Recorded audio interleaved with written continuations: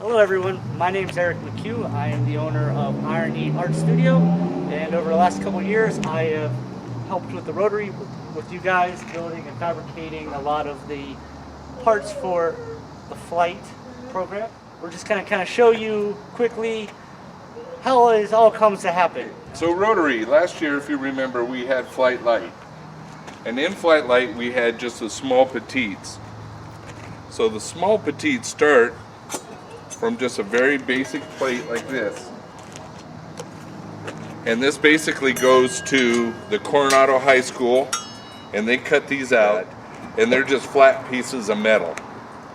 Then they come to Eric, and Eric basically invented what kind of shape this should have as far as its curve and the body arrangement that they have. Because he brought in this body that has these two set screws in it, it gave us the capability of either having a dome-shaped base or a flat base. More traditional one. Right. But it also gave us the capabilities of having ground stakes out in the garden that has 1, 2, or 3 butterflies on it, and it gave people just more flexibility of what they want to do and what they want to buy. So that started last year in 2018, and we continued that on to 2019. The other big fabrication part was the stands. I should point out that normally in 2017 we had fabrication companies that did the whole gamut of the entire scope of the butterflies and the stands. But because the amount of work that's going on within the city, all the fabrication shops said they don't have time. They couldn't do it. So basically we looked at the cost of everything and we said maybe we can do this individually and do individual pieces and ultimately get the project done, but save some money too. So that's when we incorporated Eric. You need a ground stake for everything that gets on the live auction. So we had roughly about 38 of these made, some surplus for future years. And then we had the stands made. So the stands are made individually with 1/4-inch plate, and the top of these are the same. So when you think about it, that's a lot of work, and they all had to be powder coated. But that gave us the capabilities that every artist has one of these display stands to go ahead and put their butterfly or dragonfly on to do the painting while they're putting it. Came up with this idea of this dragonfly, which I did the mock-up for out of wood, well, the wings. And it seems like that it's been a good reception from the artists. Yeah, as an alternative. Yeah. And but because we didn't have any prototype made at that time, we started from ground zero. Yeah. So basically, to start with the body for the dragonfly, we basically used a medium body from a butterfly. So this is the body that we've been using for the large butterfly, and then if you look at it, the center part of this is just from the smaller butterfly, and I tried to keep it as simple and as kind of traditional, like to a dragonfly as possible, so we can keep the cost down because it's a very simple body figure. Then the wings, this is aluminum as well. As Eric said, he created this from a mock-up of wood, and we basically traced it out and then had them cut. And during that process, it became evident that we had to bend them. Yes. Because originally they were just flat, straight across, and they look like balsam wood on a glider. When you bolt these down, because of the 24 threads that are in the bolts, it really does hold up well to making it nice and stiff and sturdy.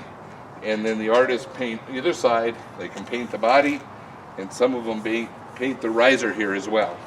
So from a fabrication point of view, the body was critical and one of the very first elements made.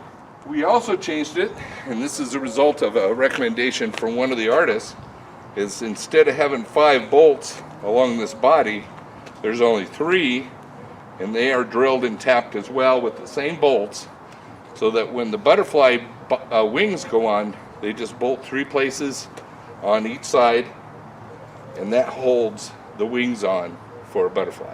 Then as a finishing touch is the title plaques. Now these are 1/8 thick plate, but that has to be cut out, which is by a plasma cutter. So then the tabs have to be cut out, drilled, and then welded on. And everything here has to be powder coated to protect it during the weather. So we here at Cornell have been working on these butterflies for about 3 to 4 years. Students get a kick out of doing it. I have some of the groups who did it 1 year, and then the next year they are actually my foremans. And a few of them actually said they really enjoyed doing it because they felt like they were in a real shop. And so I think it's outstanding for the students. They get a wonderful opportunity to feel like they're in a shop.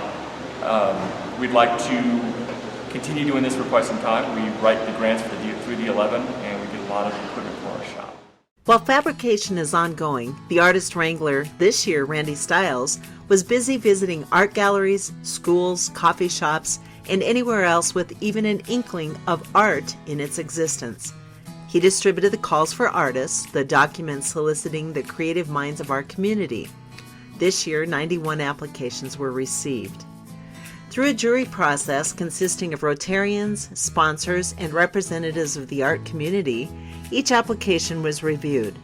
From that group, 45 artists were chosen to produce 53 beauties, 5 large butterflies, 8 small butterflies, 12 dragonflies, and 28 petites. This year, we had more than 70% new artists to flight, including students and Rotarians. The artists picked up their blank butterflies and received instruction at the annual artist workshop at a space once again donated by John Rogers. Thank you, John.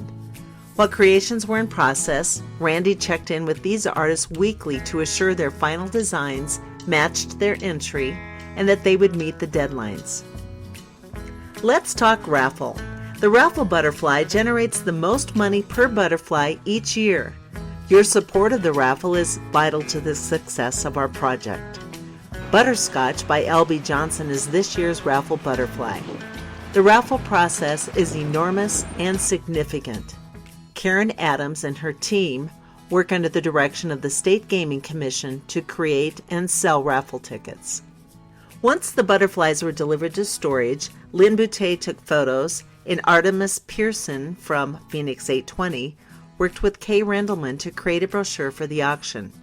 All brochures and posters and signs are printed at the D11 print shop, compliments of Michael Thomas and D11. Josh Slate, our flight webmaster, uses the photos and the artist bios for display on csflight.org. And the butterflies and dragonflies are clear-coated at our presenting sponsor, Status Symbol. All weather protection is vital for the life of the art. Once dry and photographed, a strong team of Rotary volunteers planted them in front of the Pioneers Museum. Before this initial display, Rotarians worked with museum staff and the City Parks Department for a safe location. When you see the display, you'll know that our designer Cass Daly had a hand in placement. They look beautiful. The grand reveal was held on August 13 on the lawn with the petite butterflies showcased inside the museum. Then the petites were moved to Wayne Smizek's gallery, the Lawrence Dryhurst, for display until September 13th.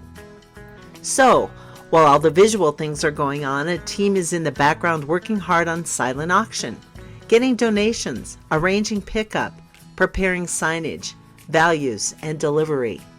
And don't forget the gala planning, selecting a venue, a menu, centerpieces, beverages, registration logistics, and promotion. Partnering with GiveSmart once again, the registration process is online along with bidding for the live auction of these sculptures. Speaking of live auction, we look forward to working with Sam Rush Walton of the Ronald McDonald House to help us raise more money this year than ever. Are you out of breath yet? I am. Blended in with all these tasks are many other spinning wheels, posting social media, writing scripts and press releases, visiting other clubs to talk about it, working with the media, removing the art from the display and arranging for touch-up, transporting it to the venue, then setting up each piece for auction and eventual delivery to buyers. Once the auction is completed, the books are closed out by flight treasurer Larry McCants and all-around everything to us, Claudine Dixon. Once the final profit number is established, Dr. Carol Bach and her committee will evaluate grant submittals from D11. Additionally, the Community Service Board, headed by Kent Palmer, chooses which causes our club will support within our community. We hope that you gained a better understanding of this process and that you realize the importance of volunteering next year when the request goes out. So many tasks, so many Rotary hands of help and financial donations of support make this the premier Rotary fundraiser in the Pikes Peak region. Working side by side with our magnificent sponsors, in particular Status Symbol, and the devoted artists who contribute their time and talent to this event, Rotary is able to serve above self. That's what it's all about. Thanks to all.